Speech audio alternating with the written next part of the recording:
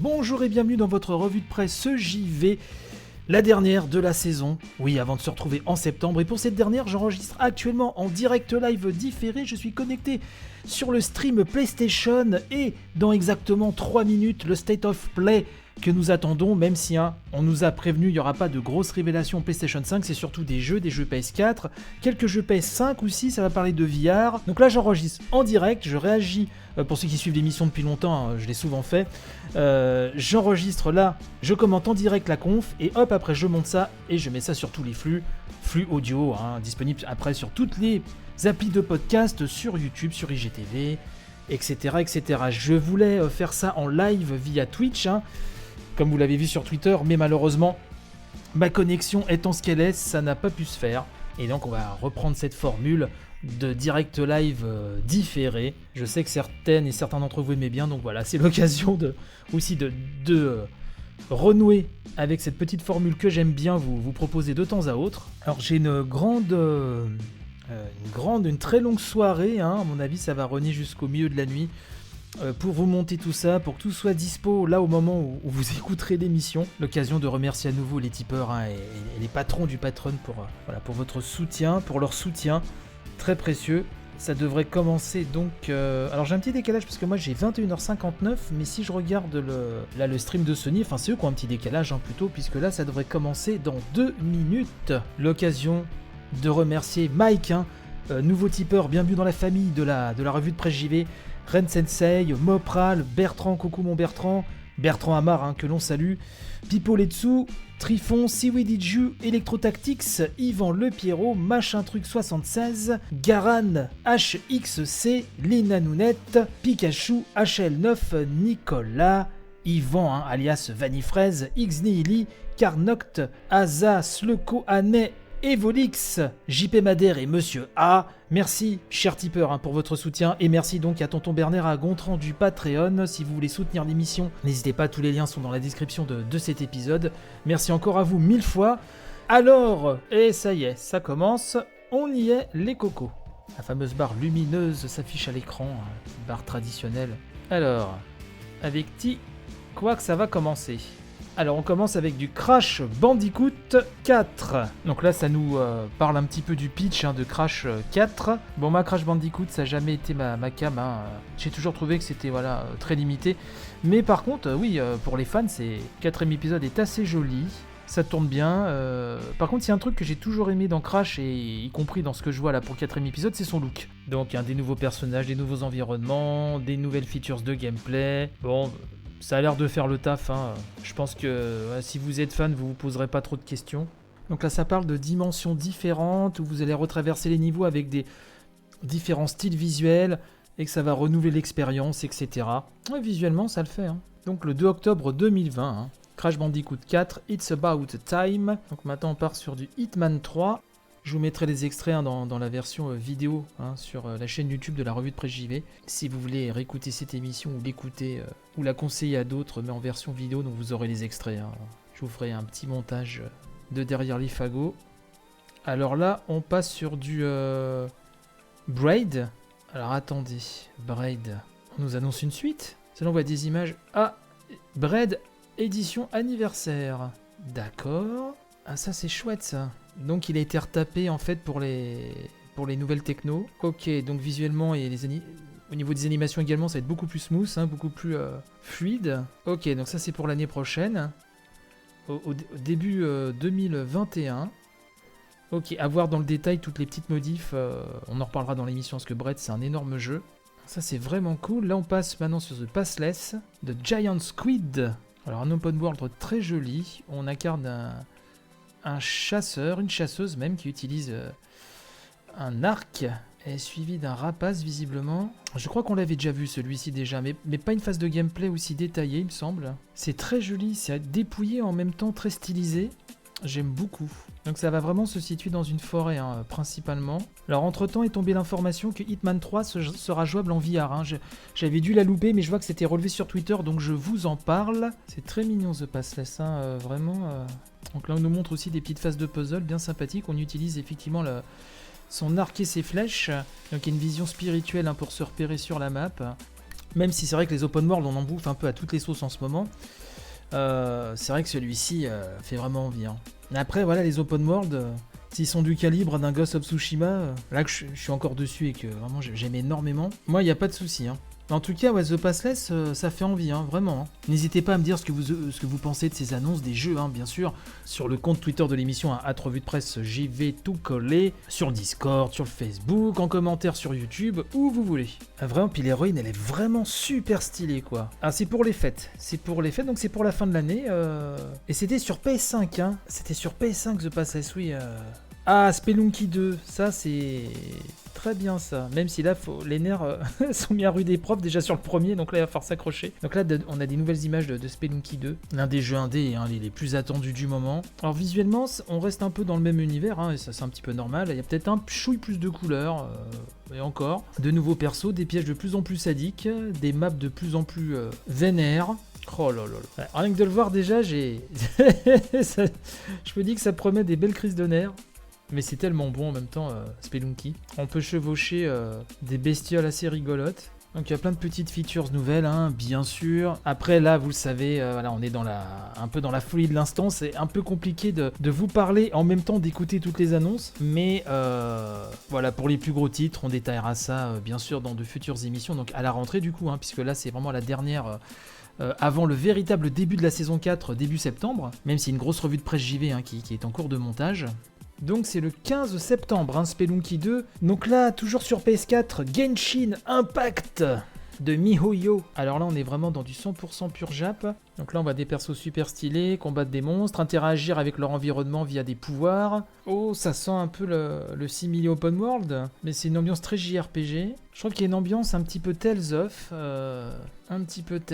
Ouais. Genshin Impact, c'est automne sur PS4. Donc là, on passe sur du focus. Oh, c'est très stylé, c'est quoi ça? Alors, c'est en 2D. Alors, ça a l'air d'être du fight. C'est quoi? C'est du 1 contre 1 ou c'est des arènes? Alors, je vous avoue que j'ai pas bien compris là. Ça a l'air d'être du 1 contre 1. Est-ce que c'est que des combats ou il y a un peu autre chose? Mais en tout cas, c'est très stylisé, c'est très beau. Ah, par contre, la DA, elle claque. La DA, elle claque sévère. Hein. Là, tu sens que c'est le jeu dans les rédacs où ils sont fans de jeux indés.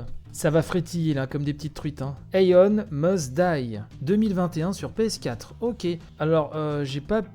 C'est de la baston apparemment, mais en tout cas, bon, c'est super beau. J'ai l'impression que c'est du 1 contre 1, mais... J'ai peut-être mal compris. Donc là, on est passé encore sur un autre jeu. Oh, visuellement, ça pète bien. C'est... Qu'est-ce que c'est? Alors, des décors en 3,5D. Je dirais un personnage qui fait très animé Jap. Qu'est-ce que c'est que donc? Moi, les premières images, déjà, me font super envie.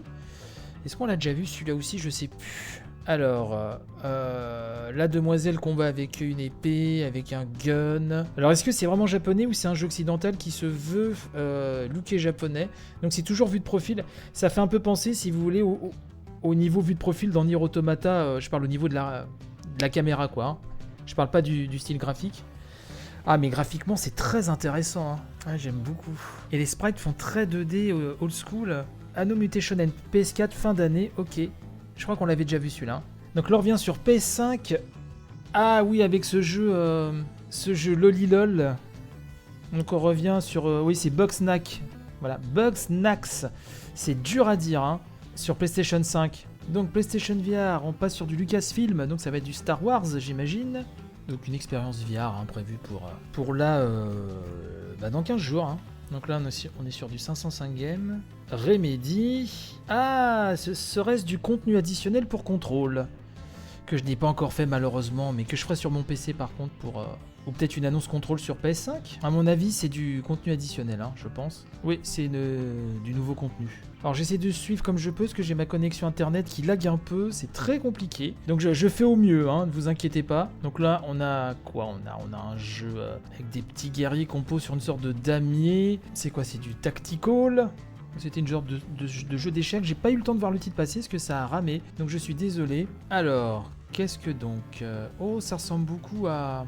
Ah, bah ça va faire plaisir à mon fils. Et à moi-même. The Pedestrian, c'est un jeu qu'on a suivi très très tôt. Même lors de sa démo sur PC, il y a au moins 4-5 ans, et mon fils Axel me le réclamait souvent. Quand est-ce qu'il arrive? Quand est-ce que le jeu final arrive? Et je sais qu'il est sorti il y a pas très longtemps sur PC, il me semble, peut-être sur Xbox, je sais plus. Et là il arrive sur PS4 et ça, Axel va être très content et moi aussi. Alors The Pedestrian, c'est génial parce que vous dirigez un personnage dans des panneaux indicatifs, dans la rue ou dans des intérieurs, et c'est... le concept est top et la démo nous avait beaucoup plu. Et là, alors le jeu arrive sur PS4, ça c'est une très bonne nouvelle. Ça je l'attendais vraiment. J'espère que ça va être dans pas très longtemps. Surtout qu'il me reste un petit peu de crédit sur PlayStation Network, donc ça pourrait le faire. Janvier 2021, oh, il va falloir encore être patient. Hein. Bon, sur PS4, hein. Janvier 2021. Ah, 2 nouveaux jeux sur PlayStation 5. Alors, on va voir ça. Qu'est-ce que donc? Focus, Sumo Newcastle. Là, il y a une belle cinématique, ça se passe dans un milieu médiéval fantastique, j'imagine. Mais qu'est-ce que donc? Alors, qu'est-ce que donc?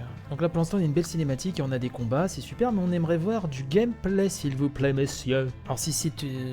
Est-ce que c'est un nouveau jeu, ça? Donc, si c'est une annonce, il n'y a peut-être pas de gameplay, juste un trailer d'intention. Ah, le trailer tabasse, il n'y a pas de souci, mais j'aimerais voir à quoi ça ressemble in-game. Ah non, c'est pas du gameplay, ça. On est toujours dans la cinématique. On sait pas trop, là. On voit des séquences, on sait plus si c'est du gameplay.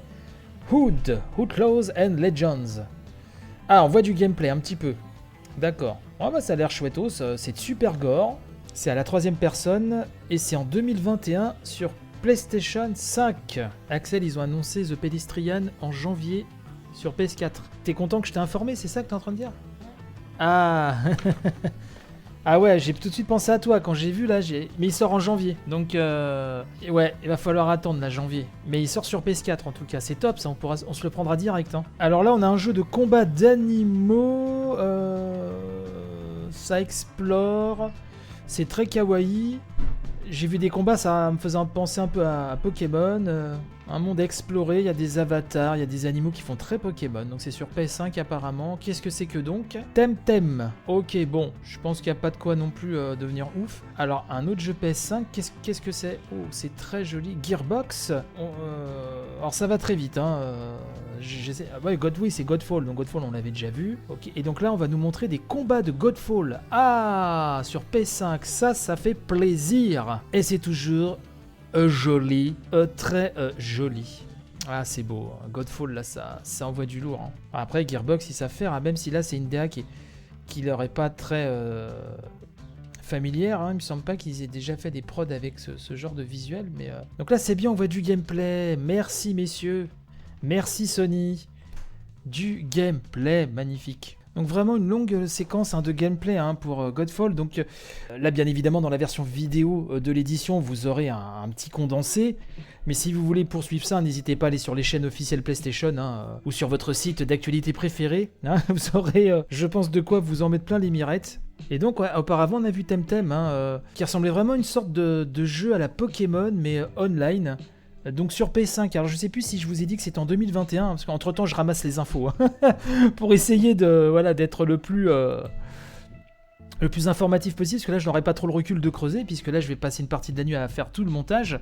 Et Outlaws and Legends, ça ce sera en 2021 sur PS5, je sais plus si je vous l'avais dit, donc je préfère... Et la seconde extension de contrôle, donc ça c'est le 27 août. Donc à prendre sur votre PS4, mais j'imagine que bien évidemment sur PC, sur les autres machines, il en sera de même. Sauf que là, c'est l'event Sony qui a eu la petite primeur de ça. Ouais, Godfall, ça a une bonne tête. Ça a une bonne tête. Il faut reconnaître. Et là, techniquement, on est pas loin de la fin, normalement. Bon, on nous avait annoncé que ça allait pas être un truc de ouf. Ça, on nous l'avait dit. Alors, on aura peut-être un One More Thing. Mais là, pour l'instant... Écoutez, c'est tout à fait honnête, c'est rythmé, il y a du gameplay, des petites annonces bien sympas, donc voilà. On sait très bien que là, c'était pas le nouvel event Focus PS5. Alors je sais pas si ça arrivera fin du mois ou... C'est vrai que la com là, entre le Covid, donc les annulations, et surtout de l'E3, et Microsoft et Sony qui se regardent un peu comme ça, vraiment en avançant leur pion, vraiment de manière très... précautionneuse comme ça, l'ambiance est assez tendue je dirais, mais là effectivement pour l'instant je suis désolé de pour ceux qui sont très fans Xbox, hein, vous savez que quand Xbox fait quelque chose de très bien, je suis le premier à le dire, hein, comme le Game Pass, qui est une offre géniale. Mais là, au niveau de la com, c'est vrai que Sony, ces derniers temps, prend vraiment le dessus. Il faut dire que l'event Xbox, là, d'il y a quelques jours, je ne vais pas revenir là-dessus, on en a longuement parlé dans l'émission. Pour moi, c'est vraiment une grosse faute. Une grosse faute de com à nouveau, de la part d'Xbox. Donc là, on a toujours du gameplay, c'est une séquence qui est très longue. Alors là, quand vous écouterez l'émission, il y aura eu beaucoup de cuts, hein, beaucoup de coupures, pour rendre ça le plus dynamique possible. Mais là, ça fait au moins 5 minutes qu'on a du gameplay, et peut-être même plus, hein, de Godfall. Donc bravo les gars. Alors est-ce que c'est Godfall qui va terminer l'event? Voilà, donc ça s'est terminé sur Godfall. Écoutez, c'était pas l'event de ouf, mais ça fait vraiment le taf. On a eu du gameplay, on a eu des petites annonces bien sympathiques, c'était très rythmé, on n'a pas eu le temps de s'ennuyer. Donc écoutez, moi j'ai trouvé ça très sympa, vraiment. Donc ce que je vais faire, je vais vous remercier à nouveau. Je vais remercier tous les tipeurs, je vais remercier les Patreons. Je vous remercie de m'avoir suivi jusque-là, ce matin aussi. Il y a une grande revue qui se prépare, mais pour l'édition quotidienne, donc là ça va reprendre début septembre. N'hésitez pas à vous abonner, hein, à partager, à parler de l'émission autour de vous. Et donc pendant que ça parle assez fort dans ma rue, je vous souhaite une très bonne journée. Et je vous dis donc à très très vite pour la suite des aventures de la revue de presse JV. Allez, bye bye.